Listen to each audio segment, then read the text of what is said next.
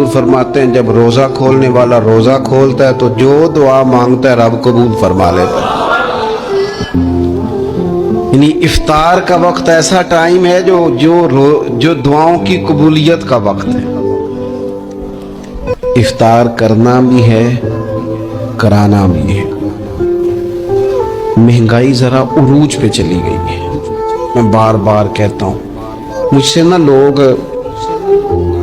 दुआ के लिए मुझे कहते कहते अपने कई दुख बता देते हैं।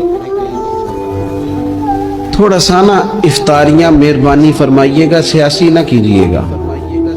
वो जिनसे माल लेते हैं, वो जिनको माल देते हैं, वो जिनसे वोट लेने हैं, वो जिन्होंने वोट लेने हैं, इस बुनियाद पर सहर इफ्तार के बंदोबस्त न करें रज़ाए इलाही के लिए।